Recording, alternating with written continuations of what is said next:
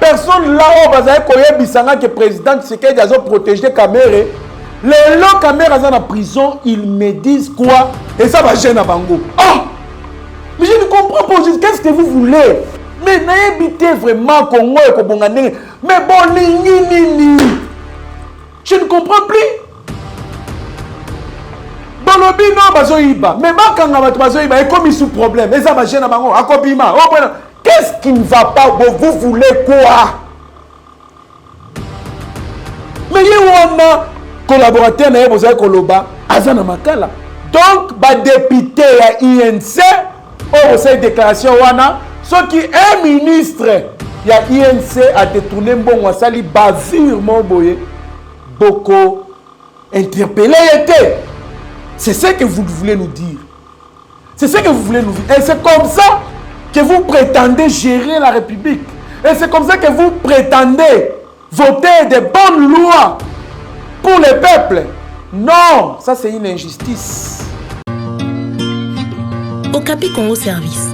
Pour vos démarches d'acte de naissance, jugement supplétif, casier judiciaire, acte de mariage et transfert d'argent, contactez Okapi Congo Service au 07 58 12 18 04.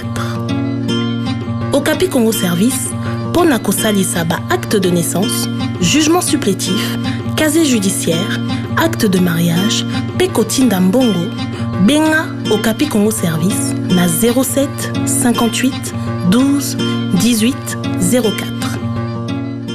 Bonjour mesdames et messieurs, bienvenue dans notre émission Éveil patriotique. Nous allons parler autour de l'actualité de notre pays, Kamere en détention provisoire à Makala. Nous allons décortiquer, expliquer le pourquoi Bakangie, Tchena na Makala, Makamnyo surtout et bandindenge nini, ainsi de suite. Puis, na éclairci Batoussir, Bamirmi, réseau Tambola, que président Lobby, na Boutou, Akendaki, na Makala, Abimisi Kamere, Kamere Zepana. Non, ce n'est pas ça, Bandeko. Nous devons quand même réfléchir. Est-ce que ce qui Mokonzambo kana posa faire libérer Kamere? Nde akokende bongo akei à se mixer na makambo justice ake inde tina makala est-ce qu'il faut kaka hier se déplacer que nekuna? Non, moi je pense qu'ils allaient mal entendu parce que hier soir si vraiment na moni cortège à Mokonzamboka et kitaki nanseli vers 20h moins et kitaki nanseli, mais c'est là ne justifie pas que ceux qui bomonaki, excusez-moi, cortège à Mokonzamboka, peut-être na triomphal, peut-être na 24 pour la bino, akei kobimisa kamete. Je pense que le président c'est une personne qui se respecte beaucoup. Tolanda ba témoignage ba te belé, balobaka c'est une personne juste, honnête. Akoki jamais ko si mixer na makamwa na sans bongo. Kokende ko si mixer na makambu ya institution politique mususu. Je ne pense pas. Je ne pense pas. Alors Mokonzamboka, il pouvait emboîter plusieurs façons yako luka ko intervenir de sorte que Kamere abima na Makala. Kamere est toujours na Makala boke kokotala ye na pavillon 8 na chambre numéro 12 et sika na ye ya sika akomi kovanda yango wana. Donc, Botika, Moutako Sabino Teke, oh, Kamere, Azali Banda, non. Les directeurs de cabinet, il y a chef d'État, parce que jusqu'à là, il y a cabinet. Azali Namakala, vous comprenez, Azali Namakala. Alors, conflit entre l'IDPS et INC et Botami. Nalingina Mekempe Koloba, on a qu'à chaque fois, si tous les partis politiques de notre pays, bazalaki na vision ou façon à agir na bango lokola bandeko na biso ya IDPS. Là je parle na base. Wana loba na base ya IDPS, ba militaire ya IDPS. Façon ba se comportaka, je vous dis vrai, belembo ko ekoma musika. Na mona ka façon ya vigilance moko bazanango ya ke soki ba parti politique so ki bongo mbele to koma loin. Exemple, dans le bas il y a analyse politique awa. C'est grâce à IDPS. Je ne suis pas là en train de louer l'IDPS. Loin de là. Analysons tous ensemble. C'est grâce à IDPS Ndé, bah enquête, il y a bah travaux à 100 jours et bandi Kosalema. Rappelez-vous, quand les autorités de l'IDPS, bah tambolaki, pour évaluer Misala il y a 100 jours et précisément dans la sorte des moutons. Tout le monde qui va Jean-Marc Kabound, tout le monde qui va Augustin Kabouya, bah Peter Kazadi, à l'époque, bah Ngonyo surtout, bah qui même moral, bah tambola pour évaluer Misala au Ezo Salema. Pourquoi? Parce que bah balobi, balobaka soki mokonzi mboka a échoué, c'est l'IDPS qui va échouer. D'où nous devons être vigilants pour nous veiller dans Misala mokonzi mboka Ezo Salema. Juste après descente, il y a des conabiso à IDPS wana. Ndebo mona qui descend à mon konzamboka. Il y a beaucoup de personnes, lui aussi a évalué et puis à instruire naba procureur babanda ba enquête. Banquette et bandi, on a auditionné tout le monde. Babeng si DG, il y a nani, il y a Safricas. Ba auditionné ba kangié. Babeng si DG, il y a Raobank, ba auditionné ba kangié, bien qu'il va libérer qui après. Babeng si ba tunyos to babeng sa qui on a DG office de route. Mais tous ces mondes-là, batanga qui combo ya directeur ya cabinet chef d'État parce que y a un coordonnateur, il y a dépenses, surtout ya makambouana, c'est lui qui était le coordonnateur, c'est lui qui a initié tout ça, c'est lui qui est en train de faire les dépenses. Alors, tant que bazon loba makamba dépenses, il faut batanga yepé, tant batangié, il faut ba beng ça yé, ba auditionner yé. Parce que sans conditionner, ils allaient m'aber puisque ils ont bateau, ils ont regretté, bango, ils ont la boloko, mais ils ont trouvé injustice, moroboé, de leur part parce que bango la boloko, mais initiateur, yama solo, moutongo sali makamu, moutongo sali mbeba, azali banda. Ça c'est selon le directeur, il y a Raobank, directeur général. Et ce directeur-là avait dit il faut pas confronter na M. Vital Kamerhe. Comment est-ce qu'il y a Zana Boloko M. Vital Kamerhe Libanda a trouvé qu'il y a une injustice. Il a fait la pression la justice congolaise. Alors, il fallait qu'on écoute aussi, bah auditionner M. Vital Kamerhe, bah auditionner Lobiwana, bah tindie na makala parce que bah monique, makambo apesa qui comme bah preuve ou expliquer qui trop flou. Non seulement ça, il est cité dans beaucoup de dossiers, selon les informations que nous avons. À peu près 7 dossiers où il est cité. Bolandi bien, ancien ministre de la Santé Oli Lunga, ou Azalina Bolo Kopé, pour la makambu. Il y a détournement, il y a détournement, il y a mbongo qui alloué, il y a riposte, il y a virus Ebola. Na beni, azan boloko, yepé, il paraît à Tangaki, mais c'est Vital Kamerhe. Alors, Batou Bazolo Bano, tout le monde s'acharne contre lui, Batou Bazolo contre lui, pour n'avoir pas Maël et tout ça. Non, Bandeko. On ne peut pas s'acharner contre M. Vital Kamerhe comme ça. Et ça, l'IDPS, l'IDPS, ça a complice, l'IDPS va se payer. Bandeko, qui ne sait pas que l'IDPS, ça la vouille, na siège, puisque, député professionnel, ça sénateur, mon côté, oh, ils en avaient capacité. Bon, bien noté. Est-ce que vous ne savez pas que vraiment, l'IDPS, ça la vouille à peu près 3 ou 4 jours, na siège, na bango, le cananzélate. Pourquoi? Puisque, il y avait corruption. Non, IDPS basu nandena mabete nazo kote watu ata mutu mote IDPS ba evitaka balingaka balita contre corruption makasi. Parce que il y a des députés provinciaux à IDPS qui les loba comme na siège na bangote à 10e rue. Ça je vous informe. Ceux qui va comme raté pourquoi? Ba comme raté parce que ba vote ba bimisa sénateur à mon côté. À mon côté, je vous dis, il y a des sénateurs, ça, plutôt des députés provinciaux. Il y a des députés comme Makate, dans le siège à IDPS, pour la corruption. À cause de la corruption. IDPS a soutenu la corruption. Batelemeni kaka VKT. Tout le monde a bien IDPS. Batelemeni bakanga batu IDPS conseiller chef de l'État. À ça à peu près 15 jours dans Makala. Bon, moi, je IDPS a tellement pas défendre. Ce n'est pas ça. En tout cas, là-dessus, il faut tous à la claire. Tous à la claire. Il n'y a pas un acharnement populaire contre Vital Kamerhe. Ezali que Makambouye a salindé, ce pays a beaucoup souffert. Ce qui est en sous-développement, c'est à cause il y a corruption, il y a détournement. Pourquoi nous devons encourager les mal? L'acharnement, moi, outi wapi. N'habite na accord na bino ya Nairobi, boyokana, ata muto a détourné, bako landela été. Je suis landela été. Est-ce que ça la bon vraiment? Je suis en train de regretter que yoka ba députés nationaux, il y a INC, bah ça une déclaration qui est non, c'est une arrestation arbitraire.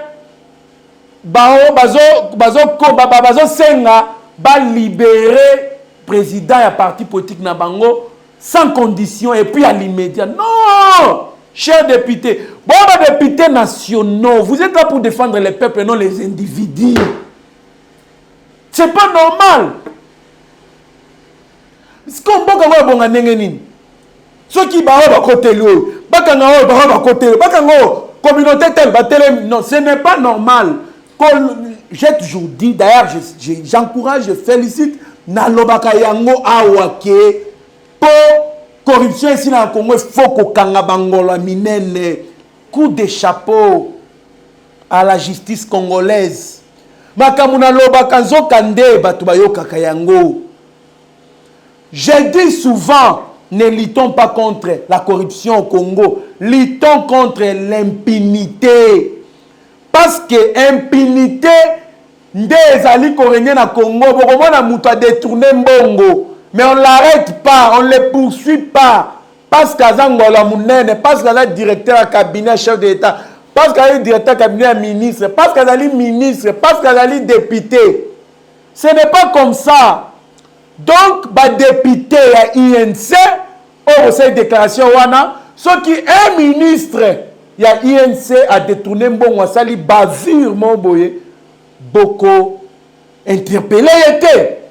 C'est ce que vous voulez nous dire. C'est ce que vous voulez nous dire. Et c'est comme ça que vous prétendez gérer la République. Et c'est comme ça que vous prétendez voter des bonnes lois pour le peuple. Non, ça c'est une injustice. Pourquoi des poids des mesures? Bakangi Doli Makamboza na prison. Bakanga Baikoukeba Azaki na prison. Mais est-ce que Mouto Azali cité na ba détournement koutou bakangi était wana provisoirement?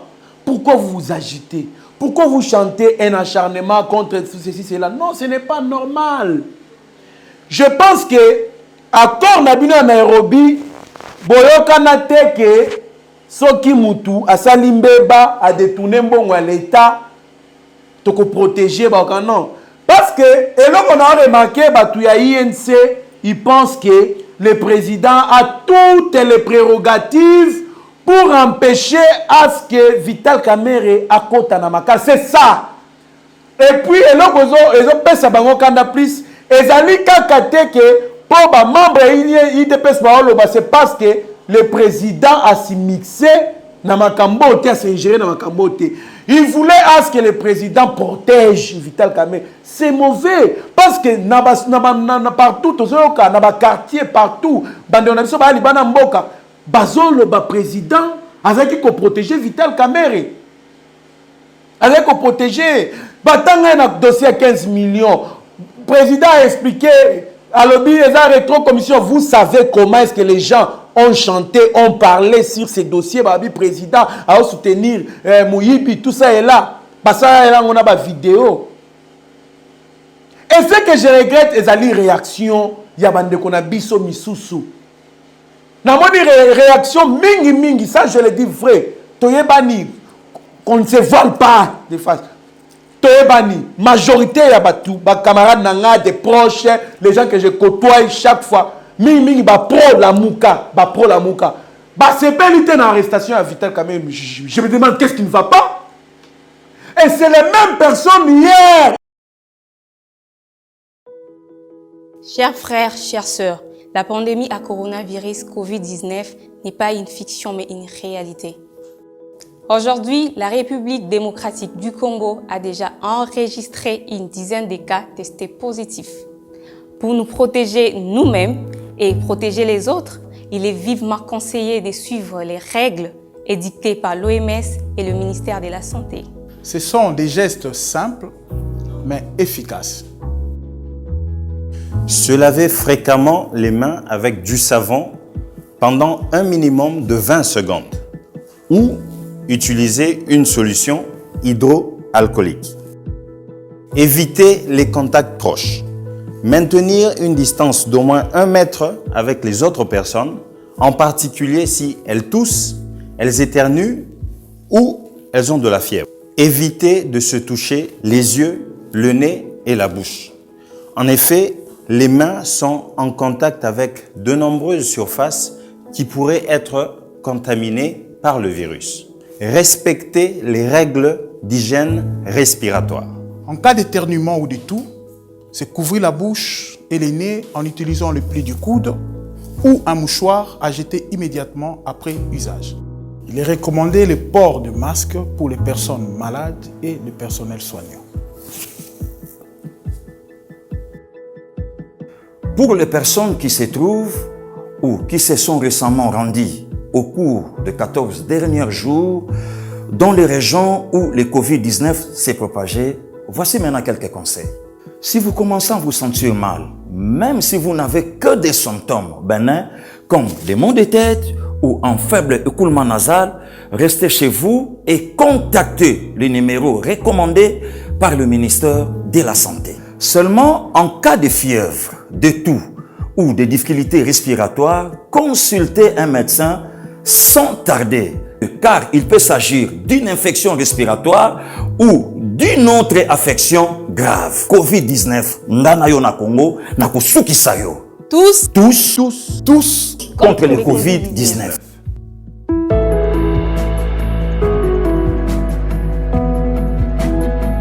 Il me disait, tu sais que Diazo Boko la caméra zo ibambongo, azo protéger caméra 15 millions, caméra boy, détournement, boy, so des moutons, bazo détourner. C'est les mêmes personnes là où bazaye koye bisanga que président, tu sais que Diazo protéger caméra. Les longs caméras dans la prison, ils me disent quoi? Et ça va gêner à Bango. Oh! Mais je ne comprends pas, qu'est-ce que vous voulez?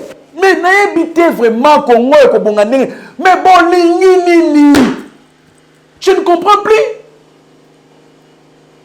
Bolobi non bazoïba. Mais bakanga bazoïba et comme il sous problème. Et ça va gêner à Bango. Akobima. Qu'est-ce qui ne va pas? Vous voulez quoi? Mais il y a collaborateur na yeboza koloba azana makala pour le détournement, bien que nous ba confirmer parce que jusque là il est présumé innocent. Il faut ba juger bango, ba prouver. Ce que je vais maintenant demander à l'INC, tous les collaborateurs, il y a président Vital Kamerhe, soit directeur de cabinet chef d'État Vital Kamerhe jusque là. Ce n'est pas se lancer dans les incites, concurrence. IDPS ou soit on petit sous. Ce n'est pas déclarer que je vais démissionner dans 48 heures pour dévoiler les secrets. Ce n'est pas ça. Ce que vous devez faire, c'est quoi? C'est former un groupe fort des avocats, travailler pour convaincre, brandir, prouver innocence, il y a président, il y a parti, de sorte qu'il va libérer. Ce qui va prouver innocence naïe, où est le mal? C'est ce qu'il faut faire au lieu de se lancer dans la critique. Il y a Pamba, il y a Kofi, il y a Bikolo. Quand Kabino Bozaki en coalition, Bozaki ensemble, Boké la pouvoir. Mais lobby, je vis un cadre de l'INC. Dans autant comme on a été famille, on a beaucoup de célèbres, on a communicateur de l'INC. Azon Oba, Moulouba Moutouté, Moulouba Mboua. Jamais Moulouba Moulouba Toumabe. Ah bon? Kaka Yomoko Moutozaki, oh, le président est Bonaboy. C'est une personne bien connue. Je le connais très bien. Il est communicateur, il y a INC. L'objet est que Kamba Group. Il y a Kamba Group, il y a bateau qui na INC. Na parquet, il y a maîtriser tout poana, il y a leader. Quand on a un journaliste, c'est pas ma pamba. Ce n'est pas comme ça. Ce n'est pas comme ça qu'on doit gérer la République. Hein? 2023, on a président, parti politique, on a président de la République. C'est toujours comme ça. Non. Non. Prouver son innocence, c'est tout. C'est tout. Botika magambu ya pamba pamba ya ko lengi sabatu wana bozo lengi sabatu pamba pamba comme si ce qui n'est nini. Il fallait botter ya ma. Pourquoi bakangi batu misute bakangi kakaye? Pourquoi? Hein? Botika makambu wana to na posa tana ya makambu wana te ce pays a beaucoup souffert na ba détournement. Ba détournement des zones symboko linacé. Ba détournement de quoi symboko on est dans sous-développement pour ba détournement ba homme politique. Et nous voulons que tout le monde en bénéficie, nous puisse bénéficier de nos richesses. Ba richesse na biso ezaka ba catégorie ba tout monde boité. Mutu nyos to la capacité azana na droit na ko bénéficier na kita RDC. Un individu qui vous empoche 20 millions, 10 millions, 5 millions en poche pendant que la population souffre. Cet argent peut nous aider à construire des écoles. Alors, Bandeko, on nous a révélé encore c'est quoi? Et là, il y a des entreprises en charge Makambouya, il y a programme d'urgence à 100 jours en Kozamboka. Il y a des entreprises existaraté tellement bazo qui opportunité à kozala ba okamba makambouana tout il y a 100 jours ba bengi un individu cousin kingani camarade yaka yo ça le cause en entreprise ba payer 50 millions de dollars. Écoutez peu comment est-ce que les mafias se faisaient hein? 50 millions de dollars ça va créer entreprise moi en bang comme ça au collaborer dans la Africas ba OVD banani wana ebongo. C'est comme ça que ça se faisait. Moutou, Azar Mbongo, Azimbongo, 50 millions, n'a combien d'entreprises, mais l'entreprise était là mis 2 mois après.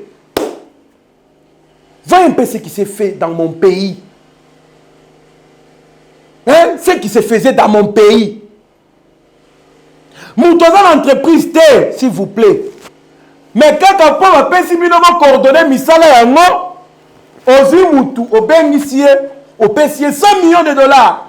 Yo entrepreneur, entreprise, osana marché, coopérer, collaborer dans Kingan Salaboy Salaboy. Ce n'est pas normal. Ce n'est pas comme ça qu'on doit gérer la République. C'est pas comme ça qu'on doit gérer la République. Donc, Bandeko Biloko Bongo, on ne peut pas soutenir ça. Tout bazan acharnement contre VKT. Je n'ai jamais vu Essengo Oyo Batouba Sepeli Lobby. C'est qui? Tu vas avoir raison pour ce pays-là. Pourquoi? Parce qu'il a été cité dans beaucoup de choses. Beaucoup de choses. Alors, Bandeko, Toti Kamakambuya, Kokote, la ko défendre, anti-valeurs. On ne peut pas défendre les anti-valeurs. Toi, défendre ma valeur. Toi, encourager ma valeur. Coup de chapeau et félicitations. Merci encore au procureur qui sous la yeye et l'AG. Kalui la Sylvain, pour na musala bosala, pour na lit ya lutter contre la corruption et l'impunité dans notre pays. Nous voulons que Batuya Boye ba même bango na cour constitutionnelle. Batuya Boye ba za la ebele. Bino Batuya cour de cassation, Batuya cour d'appel. Bino Batuya ya cour constitutionnelle, bosala lokola moninga. Bosala lokola moninga. C'est comme ça qu'on peut servir notre pays. Dans l'histoire de ce pays, on retiendra qu'il y avait un corruptible qui a instauré le système de l'impunité dans ce pays. Coup de chapeau à lui. Et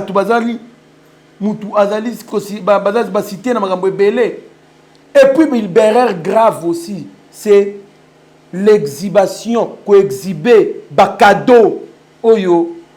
Monsieur Azaki Kopesa, Tomona, na Rwanda, côté à Monsieur Kaserena général Kanani James Kaserebe na mariage à moi nae tout mona cadeau il y a 30 vaches mais bato bazo kufana banzala na moment ya maladie au confinement il fallait aussi faire des cadeaux aux Congolais hein il fallait aussi faire des cadeaux aux Congolais pour balia hein na okota ba vie privée ba tuté oh cadeau ya bijoux ya chaînette ne ba tusu ba loba non wana na kota na ba vie privée ba tuté cadeau ya chaînette wana etali bango ezala ya ba millions etali bango mais moi je suis dans les affaires de l'État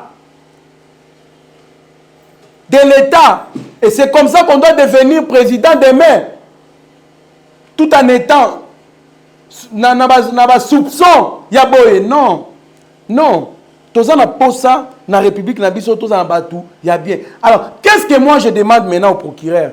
Toboy makambu ya liberté provisoire, toboy yango. Toboy makambu parce que liberté provisoire na ekobaluka na kovanda libela libanda. Biso to na posa bosa na bino bo juger batu toye ba clair sur makambu na et puis ceux qui détournement ça ki bazongi sambongo wana ya l'état. Première étape, elle est qui?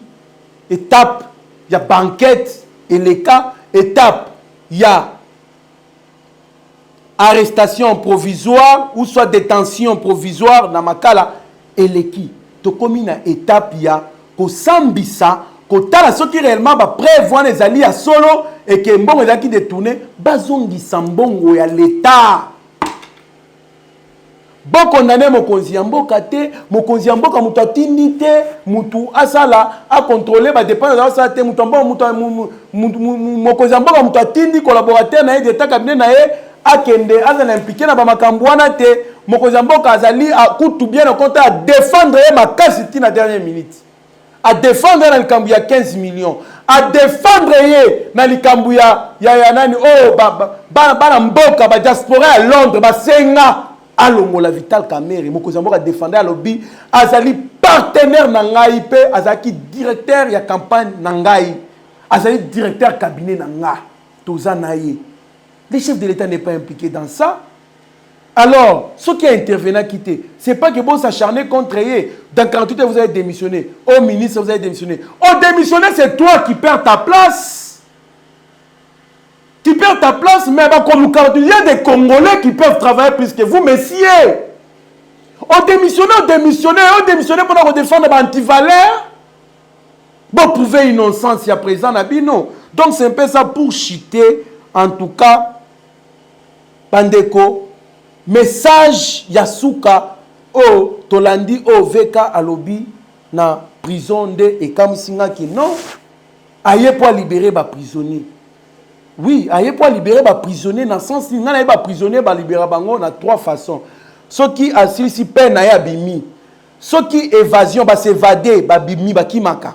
Des ceux qui vont considérer que koti président qui continue ça nini, bimi ça va prisonnier mais c'est quoi? Il faut délivrer les prisonniers dans le sens nini, nandenge nini.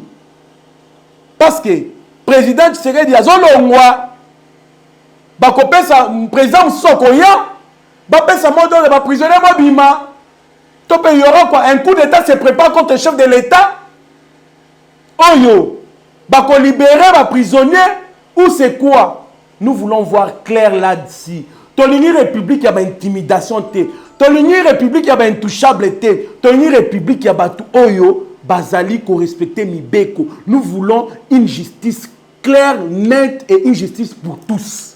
En tout cas, merci beaucoup surtout à mon grand frère Stéphane Kankou et sa femme Mwangelou Kankou la première, pourquoi pas leur fille Johanna Kankou.